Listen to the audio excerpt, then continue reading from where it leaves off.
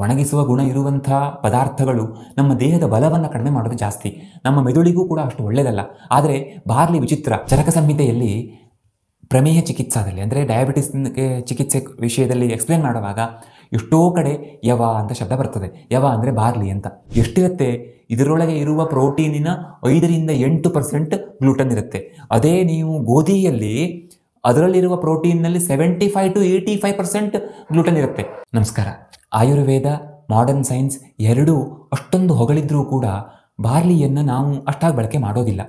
ಬರೀ urine infection ಆದಾಗ barley ನೀರು ಕುಡಿಯಲಿಕ್ಕೆ ಮಾತ್ರ ಸೀಮಿತವಾಗಿದೆ. ಹಾಗಾಗಿ ಇಂದು ನಾವು ಬಾರ್ಲಿಯ ಇಂಪಾರ್ಟೆಂಟ್ ಪ್ರಯೋಜನಗಳು ತುಂಬ ಇವೆ. ಅವುಗಳಲ್ಲಿ ತುಂಬ ಇಂಪಾರ್ಟೆಂಟ್ ಆಗಿರುವಂಥದ್ದು ಮತ್ತು ಬಾರ್ಲಿ ಹೇಗೆ ಅವುಗಳಲ್ಲಿ ಪ್ರಯೋಜಕ ಅಂದರೆ ಕಾರಣ ಏನು, ಮತ್ತು ಬಾರ್ಲಿಯನ್ನು ನಾವು ಹೇಗೆ ಬಳಕೆ ಮಾಡಬೇಕು, ಬಾರ್ಲಿಯಲ್ಲಿರುವ ಚಿಕ್ಕ ಪುಟ್ಟ ಒಂದೆರಡು ನೆಗೆಟಿವ್ ಗುಣಗಳು ಮತ್ತು ಅವುಗಳನ್ನು ನಾವು ಹೇಗೆ ಸರಿಪಡಿಸ್ಕೊಳ್ಬೋದು, ಇದೆಲ್ಲದರ ಬಗ್ಗೆ ಸರಿಯಾಗಿ ತಿಳ್ಕೊಳ್ಳೋಣ. ಮೊದಲನೇದಾಗಿ ಬೊಜ್ಜು. ಹಿಂದೆ ಒಂದೆರಡು ಬಾರಿ ನಾ ಬೊಜ್ಜಿನಲ್ಲಿ ಹೇಗೆ ಬಾರ್ಲಿ ಹೆಲ್ಪ್ಫುಲ್ ಅಂತ ಹೇಳಿದ್ದೇನೆ, ಆದರೆ ಇನ್ನೊಂದು ಸಲ ಹೇಳ್ತೇನೆ. ಆಯುರ್ವೇದದಲ್ಲಿ ಗುರುಚ ಅಪತರ್ಪಣಂ ಅನ್ನೋ ಒಂದು ಸೂತ್ರವನ್ನು ಬೊಜ್ಜಿಗೆ ಬಳಕೆ ಮಾಡಬೇಕು ಅಂತ ಹೇಳ್ತಾರೆ. ಅಂದರೆ ಗುರು ಅಂದರೆ ಜೀರ್ಣಕ್ಕೆ ಹೆವಿ ಆಗಿರುವಂಥದ್ದು ಅಂತ. ಆದರೆ ಅದು ಅಪತರ್ಪಕವಾಗಿರಬೇಕು, ಅಂದರೆ ಕ್ಯಾಲೋರಿಯನ್ನು ಹೆಚ್ಚು ಕೊಟ್ಟು ತೂಕ ಹೆಚ್ಚಾಗೋ ಥರ ನೋಡ್ಕೊಳ್ಬಾರ್ದು ಅಂತ.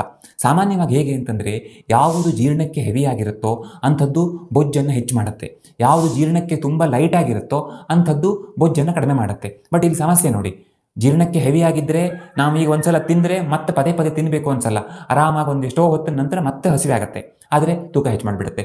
ಅದೇ ಜೀರ್ಣಕ್ಕೆ ತುಂಬ ಸುಲಭ ಆಗಿದ್ದರೆ ತೂಕ ಕಡಿಮೆ ಮಾಡೋದು ನಿಜ, ಆದರೆ ತಿಂದೊಂದು ಅರ್ಧ ಗಂಟೆಯಲ್ಲಿ ಮತ್ತೆ ತಿನ್ನಬೇಕು ಅಂತ ಅನಿಸುತ್ತೆ, ಅದು ಮತ್ತೆ ತೂಕ ಹೆಚ್ಚಾಗಲಿಕ್ಕೆ ಕಾರಣ ಆಗುತ್ತೆ.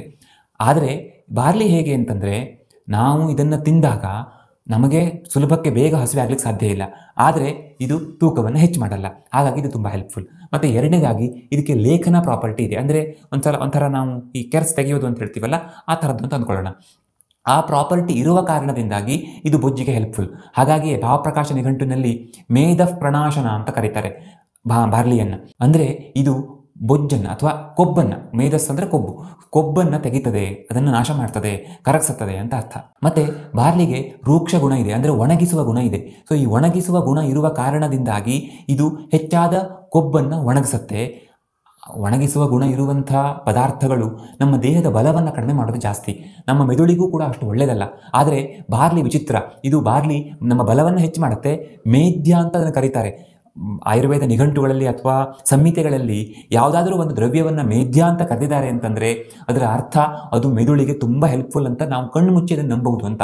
ಹಾಗಾಗಿ ಇದು ನೋಡಿ, ಅಂದರೆ ರೂಕ್ಷ ಗುಣ ಇದೆ, ಆದರೆ ಬಲ ಮತ್ತು ಮೇಧಾ ಶಕ್ತಿಯನ್ನು ಹೆಚ್ಚು ಮಾಡುವಂಥ ಗುಣವನ್ನು ಹೊಂದಿರೋದ್ರಿಂದ ಇದು ತುಂಬ ಒಳ್ಳೆಯದು. ಮತ್ತು ಚರಕ ಸಂಹಿತೆಯಲ್ಲಿ ಬಾರ್ಲಿಯ ಬಗ್ಗೆ ವಿವರಣೆ ಕೊಡುವಾಗ ಸದಾಪಥ್ಯ ಅಂತ ಹೇಳ್ತಾರೆ. ಅಂದರೆ ಯಾವತ್ತಿಗೂ ಇದು ಸೇವನೆಗೆ ಯೋಗ್ಯವಾಗಿರುವಂಥದ್ದು, ನಾವೆಲ್ಲರೂ ಇದನ್ನು ನಿತ್ಯ ಸೇವನೆ ಮಾಡ್ಬೋದು ಅಂತ. ಹೇಗೆ ಅಕ್ಕಿ ಅಂದರೆ ಅನ್ನ ಮತ್ತು ಜೋಳದ ರೊಟ್ಟಿ, ರಾಗಿ ಮುದ್ದೆಯನ್ನು ನಾವು ನಿತ್ಯ ಸೇವನೆ ಮಾಡ್ಬೋದು, ಹಾಗೆ ಬಾರ್ಲಿಯನ್ನು ನಿತ್ಯ ಸೇವನೆ ಮಾಡಬಹುದು. ಇನ್ನು ಮಾಡರ್ನ್ ಸೈನ್ಸ್ ಕೂಡ ಹೀಗೆ ಹೇಳುತ್ತೆ, ನಾವು ತಿನ್ನುವ ಉಳಿದ ಐಟಮ್ಸ್ ಇವೆಯಲ್ಲ, ಏಕದಳ ಧಾನ್ಯಗಳು, ಅವುಗಳನ್ನು ತಿಂದಾಗ ನಮ್ಮಲ್ಲಿ ವೇಟ್ ಹೆಚ್ಚಾಗುತ್ತೆ. ಯಾವಾಗಲೂ ಕಾರ್ಬೋಹೈಡ್ರೇಟ್ ವೇಟನ್ನು ಹೆಚ್ಚು ಮಾಡುತ್ತೆ. ಹಾಗಾಗಿ ಕಾರ್ಬೋಹೈಡ್ರೇಟನ್ನು ಕಡಿಮೆ ಮಾಡಿ ಪ್ರೋಟೀನ್, ಫ್ಯಾಟ್, ಫೈಬರನ್ನು ಹೆಚ್ಚು ತಿನ್ನಬೇಕು ಅಂತ ಸೈನ್ಸ್ ಹೇಳುತ್ತೆ. ಆದರೆ ಬರೀ ಪ್ರೋಟೀನ್, ಫ್ಯಾಟ್, ಫೈಬರ್ ತಿಂದ್ಕೊಂಡು ಇರ್ಲಿಕ್ಕಾಗತ್ತಾ? ಸಾಧ್ಯ ಇಲ್ಲ. ಜೊತೆಗೆ ನಮ್ಗೆ ಕಾರ್ಬೋಹೈಡ್ರೇಟ್ ಬೇಕು, ಆದರೆ ಅದು ಎಂಥದ್ದಾಗಿರಬೇಕು ಅಂತಂದರೆ ಬಾರ್ಲಿ ಎಂಥದ್ದಾಗಿರಬೇಕು. ಯಾಕೆಂದರೆ ಬಾರ್ಲಿಯಲ್ಲಿ ಫೈಬರ್ ತುಂಬ ಜಾಸ್ತಿ ಇದೆ. ಹಾಗಾಗಿ ಇದು ನಮ್ಮ ತೂಕವನ್ನು ಹೆಚ್ಚು ಮಾಡಲಿಕ್ಕೆ ಕೊಡೋದಿಲ್ಲ ಅಂತ.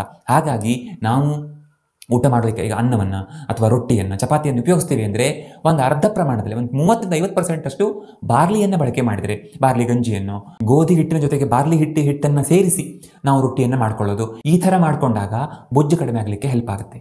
ಎರಡನೇದು ಡಯಾಬಿಟೀಸಲ್ಲಿ. ಚರಕ ಸಂಹಿತೆಯಲ್ಲಿ ಪ್ರಮೇಹ ಚಿಕಿತ್ಸಾದಲ್ಲಿ ಅಂದರೆ ಡಯಾಬಿಟಿಸ್ಗೆ ಚಿಕಿತ್ಸೆ ವಿಷಯದಲ್ಲಿ ಎಕ್ಸ್ಪ್ಲೇನ್ ಮಾಡುವಾಗ ಎಷ್ಟೋ ಕಡೆ ಯವ ಅಂತ ಶಬ್ದ ಬರ್ತದೆ. ಯವ ಅಂದರೆ ಬಾರ್ಲಿ ಅಂತ. ಅಲ್ಲಿ ಬಾರ್ಲಿಯನ್ನು ಮೆಡಿಸಿನ್ನಾಗಿ ಕೂಡ ಹೇಳ್ತಾರೆ, ಪಥ್ಯವಾಗಿ ಕೂಡ ಹೇಳ್ತಾರೆ. ಒಂದು ಸಿಂಪಲ್ ಆಗಿರುವಂಥ ಔಷಧ ಅಥವಾ ಪಥ್ಯ ಹೇಳಬೇಕು ಅಂದರೆ ಬಾರ್ಲಿ ಹಿಟ್ಟು ಅಥವಾ ಬಾರ್ಲಿ ನುಚ್ಚು ಕಡಿ ಅಂತ ಹೇಳ್ತಾರಲ್ಲ, ಅದನ್ನು ತ್ರಿಫಲಾ ಕಷಾಯ ಮಾಡಿ ಆ ಕಷಾಯದಲ್ಲಿ ರಾತ್ರಿ ಇಡೀ ಹಾಕಿಡಬೇಕು ಅಂತ. 1-2 ಚಮಚ ತ್ರಿಫಲಾ ಚೂರ್ಣ ತಗೊಳ್ಬೇಕು. ಅದನ್ನು ಒಂದು 2 ಲೋಟ ಅಥವಾ 4 ಲೋಟ ನೀರಿಗೆ ಹಾಕಿ ಕುದಿಸಬೇಕು. 2 ಲೋಟಕ್ಕೆ ಬಂದ ನಂತರ ಅದನ್ನು ಸೋಸಿ ಆ ನೀರಿಗೆ ಬಾರ್ಲಿಯನ್ನು ಹಾಕಿಡೋದು, ಬಾರ್ಲಿ ಪುಡಿ ಅಥವಾ ಬಾರ್ಲಿಯ ಕಡಿಯನ್ನು ಹಾಕಿಡೋದು. ಮರುದಿನ ಬೆಳಿಗ್ಗೆ ಅದನ್ನು ನಾವು ಬಳಕೆ ಮಾಡಿದರೆ ಆಗ ಶುಗರ್ ಲೆವೆಲ್ ಕಡಿಮೆ ಆಗಲಿಕ್ಕೆ ತುಂಬ ಹೆಲ್ಪ್ ಆಗುತ್ತೆ. ಯಾರಿಗಾಗತ್ತೋ ಅದನ್ನು ಬಾರ್ಲಿ ಹಿಟ್ಟನ್ನೇ ಹಾಕಿ ಅದನ್ನು ಹಾಗೆ ಏನಾದರೂ ಮಾಡಿಕೊಂಡು ಗಂಜಿ ಥರ ಮಾಡ್ಕೊಂಡು ಸೇವನೆ ಮಾಡ್ಬೋದು. ತ್ರಿಫಲ ಕಷಾಯದಲ್ಲಿ ತ್ರಾಸಾಗ್ತದೆ ಅಂತಾದರೆ ಬಾರ್ಲಿ ಕಡಿಯನ್ನು ಹಾಕಿ ಆ ಬಾರ್ಲಿ ಕಡಿಯ ಉಪ್ಪಿಟ್ಟನ್ನು ಇನ್ನೇನು ಮಾಡಿಕೊಂಡು ಸೇವನೆ ಮಾಡ್ಬೋದು. ಈ ಥರ ಮಾಡಿದರೆ ಶುಗರ್ಗೆ ತುಂಬ ಹೆಲ್ಪ್ ಆಗುತ್ತೆ ಅಂತ ಆಚಾರ್ಯರು ಹೇಳ್ತಾರೆ. ಇನ್ನು ಮಾಡರ್ನ್ ಸೈನ್ಸಲ್ಲಿ ಬಾರ್ಲಿಯನ್ನು ತುಂಬ ಇದರಲ್ಲಿ ಅನುಕೂಲಕರ ಅಂತ ಹೇಳಲಿಕ್ಕೆ ಕಾರಣ ಏನು ಅಂತಂದರೆ ಇದರ ಗ್ಲೈಸೆಮಿಕ್ ಇಂಡೆಕ್ಸ್ 28% ಇದೆ. ಅದೇ ಅನ್ನದ್ದು 73%. ನೋಡಿ, ಅರ್ಧಕ್ಕಿಂತ ಕಡಿಮೆ ಗ್ಲೈಸೆಮಿಕ್ ಇಂಡೆಕ್ಸ್ ಇದಕ್ಕಿದೆ. ಹಾಗಾಗಿ ಇದು ಶುಗರ್ನಲ್ಲಿ ತುಂಬ ಹೆಲ್ಪ್ಫುಲ್. ಇವನ್ ಅದ್ರ ಬಗ್ಗೆ ತುಂಬ ಸ್ಟಡೀಸ್ ಕೂಡ ಆಗಿದೆ. ಇನ್ನು ಅಲರ್ಜಿ ಇರುವಂಥವರು ಸಾಮಾನ್ಯ ಪದೇ ಪದೇ ಕಫ ಆಗುತ್ತೆ, ಎಲ್ಲೊಂದು ತಂಪು ಗಾಳಿಗೆ ಹೋದರೂ ತಣ್ಣೀರು ಕುಡಿದ್ರೂ ಸಿಕ್ಕಾಪಟ್ಟೆ ಸೀನ್ ಬರೋದು, ನೆಗಡಿ ಆಗೋದು, ಉಸಿರಾಟಕ್ಕೆ ತೊಂದರೆ ಆಗೋದು, ಶ್ವಾಸಕ್ಕೆ ಸಂಬಂಧಪಟ್ಟ ಸಮಸ್ಯೆ ಆಗೋದು, ಇಂಥದ್ದೆಲ್ಲ ಆಗುತ್ತೆ ಅನ್ನುವಂಥವ್ರು ಬಾರ್ಲಿಯನ್ನು ಹೆಚ್ಚು ಬಳಕೆ ಮಾಡಬೇಕು. ಯಾಕೆಂದರೆ ಬಾರ್ಲಿ ಕಫಪಿತ್ತ ದೋಷಗಳನ್ನು ಕಡಿಮೆ ಮಾಡುವ ಗುಣವನ್ನು ಹೊಂದಿದೆ. ಅದೇ ನಾವು ಅನ್ನ ಊಟ ಮಾಡಿದರೆ ಅದು ಅನ್ನ ಒಂದು ಮಟ್ಟಿಗೆ ಸ್ವಲ್ಪ ಮಟ್ಟಿಗೆ ಕಫಕ್ಕೆ ಅನುಕೂಲ ಮಾಡಿಕೊಡುತ್ತೆ.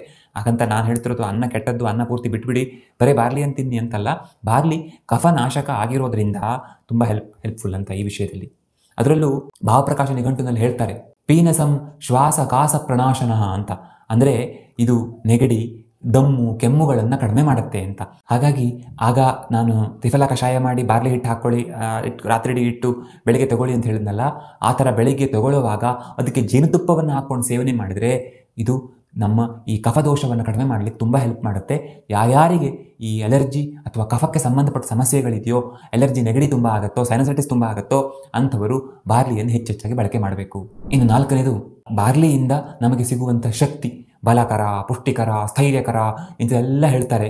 ಕಯ್ಯದೇವ ನಿಘಂಟಿನಲ್ಲಿ ಒಂದು ಸಾಲೆ ಇದೆ, ಯವೋ ಬಲಪ್ರದೋ ವೃಷ್ಯಶ್ಚ ನೃಣಾಂ ಬಹುವೀರ್ಯ ಪುಷ್ಟಿದಃ ಅಂತ.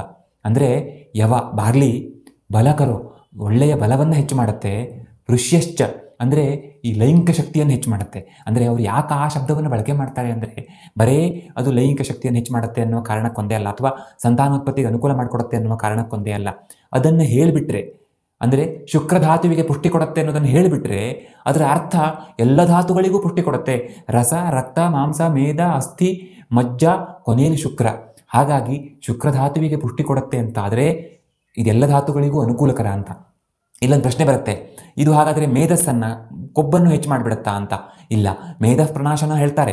ಅಂದರೆ ಏನಾಗುತ್ತೆ ಗೊತ್ತಾ, ಮೇಧಸ್ಸು ತುಂಬ ಹೆಚ್ಚಾದಾಗ, ಕೊಬ್ಬು ಅಥವಾ ಬೊಜ್ಜು ತುಂಬ ಜಾಸ್ತಿ ಆದಾಗ ಆ ಕಾರಣದಿಂದಾಗಿ ಲೈಂಗಿಕ ಶಕ್ತಿಯ ಮೇಲೆ ತುಂಬ ಕೆಟ್ಟ ಪರಿಣಾಮ ಆಗುತ್ತೆ. ಯಾಕೆಂದರೆ ಬೊಜ್ಜಿನ ಕಾರಣದಿಂದಾಗಿ ಉಳಿದ ಧಾತುಗಳಿಗೆ ಪುಷ್ಟಿ ಸಿಗೋದಿಲ್ಲ. ಒಂದ್ಸಲ ಬೊಜ್ಜು ಕಡಿಮೆ ಆದರೆ ಆಗ ಧಾತುಗಳಿಗೆ ಪುಷ್ಟಿ ಸಿಗುತ್ತೆ, ಎಲ್ಲ ಬೊಜ್ಜು ತಾನೇ ಕುಡ್ಕೊಂಡ್ಬಿಡಲ್ಲ. ಹಾಗಾಗಿ ಈ ಬೊಜ್ಜನ್ನು ಕಡಿಮೆ ಮಾಡಿ ಉಳಿದ ಧಾತುಗಳಿಗೆ ಪುಷ್ಟಿಯನ್ನು ಕೊಡುವ ಕೆಲಸವನ್ನು ಬಾರ್ಲಿ ಮಾಡುತ್ತೆ ಅಂತ. ಹಾಗಾಗಿ ಬೊಜ್ಜಿರುವವರಿಗೆ ಈ ಲೈಂಗಿಕ ಆಸಕ್ತಿ ಕಡಿಮೆ ಅಥವಾ ಲೈಂಗಿಕ ಶಕ್ತಿಯ ಕೊರತೆ ಇದೆ ಅಂತ ಆದರೆ ಆಗ ಬಾರ್ಲಿ ತುಂಬ ಹೆಲ್ಪ್ಫುಲ್. ನೃಣಾಂ ಬಹುವೀರ್ಯ ಪುಷ್ಟಿದಃ. ನೃಣಾಂ ಅಂದರೆ ಮನುಷ್ಯರಿಗೆ, ಬಹುವೀರ್ಯ ಪುಷ್ಟಿದಃ. ಬಹುವೀರ್ಯ ಅಂತಂದರೆ ಬಹಳಷ್ಟು ರೀತಿಯಲ್ಲಿ ಶಕ್ತಿಯನ್ನು ಕೊಡುತ್ತೆ ಅಂತ, ಬೇರೆ ಬೇರೆ ರೀತಿಯಲ್ಲಿ. ಇಲ್ಲಿ ವೀರ್ಯ ಅಂದರೆ ಶಕ್ತಿಯನ್ನು ಕೊಡುವಂಥದ್ದು ಅನ್ನು ಅರ್ಥ ಮಾಡ್ಕೊಳ್ಬೇಕು, ಅಥವಾ ಅಂದರೆ ತಾಕತ್ತನ್ನು ಕೊಡುತ್ತೆ ಅನ್ನುವ ಅರ್ಥ. ಹೆಚ್ಚು ಮಾಡುತ್ತೆ. ಪುಷ್ಟಿದ, ಎಲ್ಲದಕ್ಕೂ ಶಕ್ತಿಯನ್ನು, ಪುಷ್ಟಿಯನ್ನು ಕೊಡುವಂಥದ್ದು ಅಂತ. ಯೂರಿನರಿ ಸಿಸ್ಟಮಲ್ಲಿ, ಅದರಲ್ಲೂ ಉರಿಮೂತ್ರ ಆಗುವಾಗ ಪದೇ ಪದೇ ಯೂರಿನ್ ಇನ್ಫೆಕ್ಷನ್ ಆಗುವಂಥವರು ಬಾರ್ಲಿಯನ್ನು ಹಾಗೆಯೇ ನಾನು ಆಗ ಹೇಳಿದ ಹಾಗೆ ಅಥವಾ ಮುಂದೆ ನಾನು ಬಾರ್ಲಿಯನ್ನು ಹೇಗೆ ಬಳಕೆ ಮಾಡಬೇಕು ಅಂತ ಹೇಳ್ತೀನಲ್ಲ ಆ ಥರ ಬಳಕೆ ಮಾಡ್ಬೋದು. ಅಥವಾ ನಾವೆಲ್ಲರೂ ಬಾರ್ಲಿ ನೀರು ಅಂತ ಕುಡಿತೀವಲ್ಲ, ಬಾರ್ಲಿಯನ್ನು ನೀರಿಗೆ ಹಾಕಿ ಚೆನ್ನಾಗಿ ಕುದಿಸಿ ಆ ನೀರನ್ನು ದಿನ ಇಡೀ ಕುಡಿತಾ ಇರೋದು, ಆ ಥರ ಮಾಡಿದಾಗ ನಮಗೆ ಈ ಯೂರಿನರಿ ಇನ್ಫೆಕ್ಷನ್ ಕಡಿಮೆ ಆಗಲಿಕ್ಕೆ ಹೆಲ್ಪ್ ಆಗುತ್ತೆ. ಯಾಕೆಂದರೆ ಇಲ್ಲಿ 2 ಕಾರಣ. ಮೊದಲನೇದಾಗಿ ಬಾರ್ಲಿಯ ಅಲ್ಕಲೈನ್ ಕ್ವಾಲಿಟಿಯಿಂದ ಆ್ಯಸಿಡಿಟಿಯನ್ನು ಕಡಿಮೆ ಮಾಡುತ್ತೆ. ಮೂತ್ರದಲ್ಲಿ ಆ್ಯಸಿಡಿಕ್ ಅಂಶ ಜಾಸ್ತಿ ಇರುವಾಗ ಸುಲಭವಾಗಿ ಬ್ಯಾಕ್ಟೀರಿಯಾಗಳು ಬೆಳ್ಕೊಳ್ತವೆ. ಸೊ ಅದನ್ನು ಕಡಿಮೆ ಮಾಡಿ ಕ್ಷಾರೀಯತೆಯನ್ನು ಹೆಚ್ಚು ಮಾಡಿದಾಗ, ಅಂದರೆ ಅಲ್ಕಲೈನ್ ಕ್ವಾಲಿಟಿಯನ್ನು ಅಥವಾ ಆಮ್ಲೀಯತೆಯನ್ನು ಕಡಿಮೆ ಮಾಡಿದಾಗ ಸಹಜವಾಗಿ ಬ್ಯಾಕ್ಟೀರಿಯಾ ನಾಶ ಆಗಲಿಕ್ಕೆ ಹೆಲ್ಪ್ ಆಗುತ್ತೆ ಅಂತ ಒಂದು. ಇನ್ನೊಂದು, ಇದು ಹೆಚ್ಚೆಚ್ಚು ಯೂರಿನ್ ಪ್ರೊಡಕ್ಷನ್ ಆಗುವಂಗೆ ನೋಡ್ಕೊಳ್ಳುತ್ತೆ. ಸೊ ಮೂತ್ರ ಹೆಚ್ಚೆಚ್ಚು ಆಗಿ ನಮಗೆ ಈ ಎಲ್ಲ ಫ್ಲಶ್ ಔಟ್ ಆಗಲಿಕ್ಕೆ, ಹೊರಗೆ ಹೋಗಲಿಕ್ಕೆ ಅನುಕೂಲ ಆಗಿ ಯೂರಿನ್ ಇನ್ಫೆಕ್ಷನ್ ಕಡಿಮೆ ಆಗಲಿಕ್ಕೆ ಹೆಲ್ಪ್ ಆಗುತ್ತೆ ಅಂತ. ಇನ್ನು ಜೀರ್ಣಾಂಗ ವ್ಯೂಹದಲ್ಲಿ ಇದು ನಮ್ಮ ಹಸಿವೆ ಆಗ್ತಾ ಇಲ್ಲ, ಊಟ ರುಚಿನೇ ಇಲ್ಲ ಅಂತ ಆದರೆ ಅಷ್ಟೊಂದು ಹೆಲ್ಪ್ಫುಲ್ ಆಗಲಿಕ್ಕಿಲ್ಲ. ಯಾಕೆಂದ್ರೆ ಸ್ವಲ್ಪ ಗುರುಗುಣ ಇದೆ, ಆದರೆ ಅದನ್ನು ಸಂಸ್ಕಾರ ಮಾಡಿ ಬಳಕೆ ಮಾಡಿದರೆ ಆಯುರ್ವೇದ ಗ್ರಂಥಗಳಲ್ಲಿ ಹೇಳೋ ಹಾಗೆ ಅನುಕೂಲ ಆಗುತ್ತೆ. ನಾವು ಅದ್ರ ಬಗ್ಗೆ ನೋಡೋದು ಬೇಡ. ಆದರೆ ಮಲ ವಿಸರ್ಜನೆಯಲ್ಲಿ ತುಂಬ ಹೆಲ್ಪ್ಫುಲ್. ಯಾಕೆಂದರೆ ಇದರಲ್ಲಿ ಸಾಲ್ಯುಬಲ್ ಫೈಬರ್ ಇದೆ, ಅಂದರೆ ನಮ್ಮ ದೇಹ ಹೀರಿಕೊಳ್ಳುವಂತಹ ನಾರಿನ ಅಂಶ ಇದೆ. ಆ ಕಾರಣದಿಂದಾಗಿ ಇದು ಮೋಷನ್ ಸುಲಭವಾಗಿ ಆಗುವ ಹಾಗೆ ನೋಡಿಕೊಳ್ಳುತ್ತೆ. ಮತ್ತು ಇದೇ ಕಾರಣದಿಂದಾಗಿ ಸಾಲ್ಯುಬಲ್ ಫೈಬರ್ ಇರುವ ಕಾರಣದಿಂದಾಗಿ ಇದು ಒಳ್ಳೆಯ ಬ್ಯಾಕ್ಟೀರಿಯಾಗಳಿಗೆ ತುಂಬ ಒಳ್ಳೆಯ ಊಟ ಕೊಟ್ಟಂಗಾಗುತ್ತೆ. ಸೊ ಆ ಥರ ಊಟ ಕೊಡೋದ್ರಿಂದ ಬ್ಯಾಕ್ಟೀರಿಯಾಗಳು ಒಳ್ಳೆ ಬ್ಯಾಕ್ಟೀರಿಯಾಗಳು ಹೆಚ್ಚಾಗಿ ನಮಗೆ ನಮ್ಮ ಇಡೀ ದೇಹಕ್ಕೆ ಅನುಕೂಲಕರ. ಅದು ಯಾಕೇನೋದು ನಿಮ್ಗೆ ಆಲ್ರೆಡಿ ಗೊತ್ತಿದೆ, ನಾನು ಒಂದೆರಡು ವಿಡಿಯೋಗಳಲ್ಲಿ ಡೀಟೇಲ್ ಆಗೋದನ್ನು ಎಕ್ಸ್ಪ್ಲೇನ್ ಮಾಡಿದ್ದೇನೆ. ಮತ್ತು ಒಂದು ಸಂಶೋಧನೆ ಅಥವಾ ಆಗ್ತಾ ಇರುವ ಸಂಶೋಧನೆ ಪ್ರಕಾರ ಇದು ನಮ್ಮ ಪಿತ್ತಕೋಶದಲ್ಲಿರುವಂತಹ ಕಲ್ಲುಗಳು, ಗಾಲ್ ಬ್ಲಾಡರ್ಲಿರುವಂಥ ಏನು ಕಲ್ಲುಗಳಿರ್ತಾವಲ್ಲ ಅವು ಸ್ವಲ್ಪ ಮಟ್ಟಿಗೆ ಕರಗಲಿಕ್ಕೆ ಹೆಲ್ಪ್ ಮಾಡಿಕೊಡೋದ್ರ ಜೊತೆಗೆ ನಮಗೆ ಆರೋಗ್ಯವಾಗಿರೋದನ್ನು ತಗೊಳ್ತಾ ಹೋದರೆ ಆ ಕಲ್ಲುಗಳಾಗುವ ಚಾನ್ಸಸ್ ತುಂಬ ಕಡಿಮೆ ಆಗುತ್ತೆ ಅಂತ ಸೈನ್ಸ್ ಹೇಳುತ್ತೆ. ಇನ್ನು ಕೊನೆಯದಾಗಿ ನಮ್ಮ ಮೂಳೆಗೆ ಅನುಕೂಲ ಮಾಡಿಕೊಡೋದಕ್ಕೆ ಆಯುರ್ವೇದದಲ್ಲಿ ಸ್ಥೈರ್ಯಕರ ಬಲಕರ ಅಂತೆಲ್ಲ ಹೇಳಿದ್ದಾರೆ. ಸ್ಥಿರತೆಯನ್ನು ಕೊಡೋದು ಮೂಳೆ ಅಲ್ವಾ. ಸೊ ಸ್ಥೈರ್ಯಕರ ಆಗಿರೋದ್ರಿಂದ ಮತ್ತು ಇದು ಶುಕ್ರಧಾತುವಿಗೆ ಪುಷ್ಟಿ ಕೊಡುತ್ತೆ ಅಂತಾದರೆ ಮೂಳೆ ಪುಷ್ಟಿ ಕೊಡಲೇಬೇಕು. ಇನ್ನು ಮಾಡರ್ನ್ ಸೈನ್ಸಲ್ಲಿ ಮ್ಯಾಗ್ನೀಷಿಯಂ, ಫಾಸ್ಫರಸ್, ಜಿಂಕ್ ಎಲ್ಲ ಇರುವ ಕಾರಣದಿಂದಾಗಿ ಇದು ಬೋನ್ ಹೆಲ್ತ್ಗೆ ತುಂಬ ಹೆಲ್ಪ್ಫುಲ್ ಅಂತ ಮಾಡರ್ನ್ ಸೈನ್ಸ್ ಹೇಳುತ್ತೆ. ಇನ್ನು ಬಾರ್ಲಿಯನ್ನು ಹೇಗೆ ಬಳಕೆ ಮಾಡಬೇಕು? ಅದನ್ನು ಬಳಕೆ ಮಾಡೋ ಮೊದಲು ಬಾರ್ಲಿ ಸತ್ತು ತಗೊಳ್ಬೇಕು. ಇದನ್ನು ಅಮೆಝಾನೆಲ್ಲ ತೊಗೊಂಡ್ರೆ ಒಂದು ಕೆಜಿಗೆ 300 ರೂಪಾಯಿ ಹಾಗೆ ಸಿಗುತ್ತೆ. ಅಥವಾ ನಾವು ಬಾರ್ಲಿಯನ್ನು ತೊಗೊಂಡು ಸತ್ತು ಮಾಡ್ಕೊಳ್ಬೋದು. ಬಾರ್ಲಿ ಸತ್ತು ಅದನ್ನು ಬಾರ್ಲಿ ಹಿಟ್ಟು ಬಾರ್ಲಿ ತೊಗೊಂಡು ಅದನ್ನು ಸ್ವಲ್ಪ ಫ್ರೈ ಮಾಡಬೇಕು, ಸ್ವಲ್ಪ ಬ್ರೌನ್ ಕಲರ್ ಬರೋ ಥರ, ಅಂದರೆ ಒಂಥರ ಈ ನಟ್ಸ್ ಸ್ಮೆಲ್ ಬರೋವರೆಗೆ ಸ್ವಲ್ಪ ಡ್ರೈ ರೋಸ್ಟ್ ಮಾಡಬೇಕು. ಅದಾದ ನಂತರ ಅದನ್ನು ಹಿಟ್ಟು ಮಾಡಿಸ್ಬೇಕು. ಇದೇ ಬಾರ್ಲಿ ಸತ್ತು. ಅಥವಾ ನಾವು ಡೈರೆಕ್ಟಾಗಿ ಪರ್ಚೇಸ್ ಮಾಡ್ಬೋದು. ಡೈರೆಕ್ಟಾಗಿ ಬಾರ್ಲಿ ತೊಗೊಳ್ಬೇಕು ಅಂದರೆ ಅಮೆಝಾನಲ್ಲೆಲ್ಲ ಒಂದು 100 ರೂಪೀಸ್ ಪರ್ kg ಸಿಕ್ಕಿದೆ, ಅಷ್ಟೊಳಗಡೆ ಸಿಗುತ್ತೆ ನಾವು ಮಾರ್ಕೆಟಲ್ಲಿ ಹೋಗಿ ತೊಗೊಂಡ್ರೆ. ಅಥವಾ ಇನ್ನು ಪೌಡ್ರ್ ಸತ್ತು ಬೇಕು ಅಂದರೆ 300 ರೂಪಾಯಿ ಹತ್ರ ಸಿಗುತ್ತೆ. ನಾವು ಮಾಡಿಕೊಂಡ್ರೆ ಇನ್ನೂ ಚೀಪಾಗಿ ಆಗಲಿಕ್ಕೆ ಸಿಗಲಿಕ್ಕೆ ಅನುಕೂಲ ಆಗುತ್ತೆ. ಬಟ್ ಈ ಥರ ಸತ್ತು ಮಾಡಿಟ್ಕೊಂಡು ಪೌಡ್ರ್ ಮಾಡಿಟ್ಕೊಂಡು ಇದನ್ನು ನಾವು ನಿತ್ಯ ಬಳಕೆ ಮಾಡ್ಬೋದು. ಹೇಗೆ? ಮೊದಲನೇದಾಗಿ ಚಪಾತಿ ಮಾಡುವಾಗ ಗೋಧಿ ಹಿಟ್ಟಿನ ಜೊತೆಗೆ ಅರ್ಧದಷ್ಟು ಬಾರ್ಲಿ ಹಿಟ್ಟನ್ನು ಹಾಕಿ ಮಿಕ್ಸ್ ಮಾಡಿ ಚಪಾತಿ ಮಾಡೋದು. 100ಕ್ಕೆ 100ರಷ್ಟು ಬಾರ್ಲಿಯ ಚಪಾತಿಯನ್ನೇ ಅಥವಾ ಬಾರ್ಲಿ ರೊಟ್ಟಿಯನ್ನೇ ಮಾಡಬಾರ್ದು ಅಂತಲ್ಲ, ಬಟ್ ಗೋಧಿಯ ಥರ ಇದಕ್ಕೆ ಈ ಅಂಟು ಗುಣ ತುಂಬ ಕಡಿಮೆ ಇರೋದರಿಂದ, ಅಷ್ಟಾಗಿ ಇಲ್ಲದೆ ಇರೋದ್ರಿಂದ ಅಷ್ಟು ಚೆನ್ನಾಗಿ ಚಪಾತಿ ಆಗೋದಿಲ್ಲ ಅಂತ. ಆದರೂ ಮಾಡ್ತಾರಂತೆ. ಅದಕ್ಕೆ ತುಪ್ಪ ಎಣ್ಣೆ ಎಲ್ಲ ಹಾಕಿ ಮಿಕ್ಸ್ ಮಾಡಿ ಅದಕ್ಕೆ ಇದನ್ನು ತಂದು ಬಿಸಿ ಬಿಸಿ ನೀರೆಲ್ಲ ಕಲಸಿ ಆ ಥರ ಎಲ್ಲ ಮಾಡಿದಾಗ ಸ್ವಲ್ಪ ಹೆಚ್ಚು ಅದರದ್ದು ಏನು ಸಾಫ್ಟ್ನೆಸ್ ಬರುತ್ತೆ ಅಂತ. ಇದೊಂದು ಒಳ್ಳೆ ಗುಣ, ನಾನು ಎಕ್ಸ್ಪ್ಲೇನ್ ಮಾಡ್ತೇನೆ ಮುಂದೆ. ಇನ್ನು ಬಾರ್ಲಿಯ ಗಂಜಿ ಥರ ಮಾಡಿಕೊಂಡು ಆ ಪುಡಿಯನ್ನು ಒಳ್ಳೆ ದಪ್ಪ ಗಂಜಿ ಥರ ಮಾಡಿಕೊಂಡು ಅದಕ್ಕೊಂದು ಸ್ವಲ್ಪ ತುಪ್ಪ ಎಲ್ಲ ಹಾಕ್ಕೊಂಡು ಬಿಸಿ ಬಿಸಿ ಇರುವಾಗ ತಗೊಳ್ಬೋದು. ಬೇಕಿದ್ದದಕ್ಕೆ ಒಗ್ಗರಣೆ ಥರ ಮಾಡ್ಕೊಳ್ಬೋದು. ಆ ಥರ ಗಂಜಿ ಮಾಡುವಾಗ ಅದಕ್ಕೆ ತರಕಾರಿಗಳನ್ನು ಹೆಚ್ಚಾಕಿ ಅದಕ್ಕೆ ಸ್ಪೈಸಸ್ ಎಲ್ಲ ಹಾಕಿ ಚೆನ್ನಾಗಿ ಟೇಸ್ಟಿ ಮಾಡಿಕೊಂಡು ಸೇವನೆ ಮಾಡ್ಬೋದು. ಅಥವಾ ಬಾರ್ಲಿ ನೀರು, ನಾವೀಗ ರಾಗಿದು ಕುಡಿಯೋದನ್ನು ಮಾಡ್ಕೊಂಡು ಕುಡಿತೀವಲ್ಲ, ಆ ಥರ ಬಾರ್ಲಿಯ ಪುಡಿಯನ್ನು ಕೂಡ ನೀರಿಗೆ ಹಾಕಿ ಅದನ್ನು ಕೂಡ ಅದಕ್ಕೆ ಬೇಕಾದ್ರೆ ಸ್ವಲ್ಪ ಬೆಲ್ಲವನ್ನು ಅಥವಾ ಏಲಕ್ಕಿ ಪುಡಿಯನ್ನು ಇಂಥದನ್ನು ಹಾಕಿ ಕುಡಿಯುವಂಥ ಪಾನೀಯ ಮಾಡ್ಕೊಂಡು ಕುಡಿಬೋದು. ಇನ್ನೂ ಉಪ್ಪಿಟ್ಟು ಇನ್ನೇನೋ ತುಂಬ ಥರದ್ದು ಮಾಡ್ತಾರೆ. ನಿಮ್ಗೆ ಯೂಟ್ಯೂಬಲ್ಲೋ ಇನ್ನೆಲ್ಲೋ ಸರ್ಚ್ ಮಾಡಿದರೆ ಭಾಳಷ್ಟು ಅದರದ್ದು ಡೀಟೇಲ್ಸ್ ಸಿಗುತ್ತೆ. ಮಾಡ್ಕೊಂಡು ತಿನ್ಬೋದು. ಇನ್ನು ಬಾರ್ಲಿಯ ನೆಗೆಟಿವ್ ಗುಣಗಳೇನೇನು? ಬಹುವಾತ ಮಲೋ ಅಂತ ಹೇಳ್ತಾರೆ. ಅಂದರೆ ವಾತದೋಷವನ್ನು ಹೆಚ್ಚು ಮಾಡ್ಬೋದು ಮತ್ತು ಮಲವನ್ನು ಹೆಚ್ಚು ಮಾಡುತ್ತೆ ಅಂತ. ಹಾಗಾಗಿ ವಾತದೋಷವನ್ನು ಕಡಿಮೆ ಮಾಡಲಿಕ್ಕೆ ಇದಕ್ಕೆ ಸ್ವಲ್ಪ ತುಪ್ಪವನ್ನು, ಎಣ್ಣೆಯನ್ನು ಇಂಥದನ್ನು ಹೆಚ್ಚೆಚ್ಚು ಬಳಕೆ ಮಾಡ್ಕೊಂಡು ಸೇವನೆ ಮಾಡಬೇಕು. ಬಾರ್ಲಿ ಗಂಜಿ, ಅದಕ್ಕೆ ಚೆನ್ನಾಗಿ ತುಪ್ಪ ಹಾಕ್ಕೊಂಡು ತಿನ್ನೋದು ಬಿಸಿ ಬಿಸಿ ಇರುವಾಗ.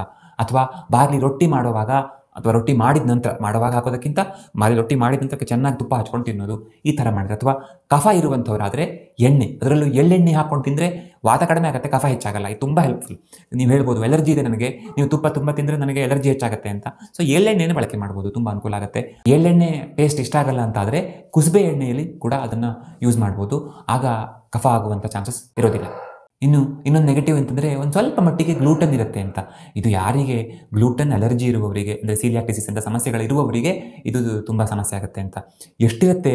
ಇದರೊಳಗೆ ಇರುವ ಪ್ರೋಟೀನಿನ 5ರಿಂದ 8% ಗ್ಲೂಟನ್ ಇರುತ್ತೆ. ಅದೇ ನೀವು ಗೋಧಿಯಲ್ಲಿ ಅದರಲ್ಲಿರುವ ಪ್ರೋಟೀನ್ನಲ್ಲಿ 75 to 85% ಗ್ಲೂಟನ್ ಇರುತ್ತೆ. ಅಂದರೆ ಗೋಧಿಯನ್ನು ನೀವು ತಿನ್ಬೋದು ಅಂತಾದರೆ ಬಾರ್ಲಿ ತಿನ್ನಲಿಕ್ಕೆ ಏನೂ ತೊಂದರೆ ಇಲ್ಲ. ಗೋಧಿಯನ್ನು ತಿಂದರೆ ಕಷ್ಟ ಆಗುತ್ತೆ ಅನ್ನುವಂಥವರು ಕೂಡ ಬಾರ್ಲಿಯನ್ನು ಖಂಡಿತ ಬಳಕೆ ಮಾಡಬಹುದು. ಯಾಕೆಂದರೆ ಇರೋದು ಸ್ವಲ್ಪ ಮಟ್ಟಿಗೆ ಮಾತ್ರ ಗ್ಲೂಟನ್.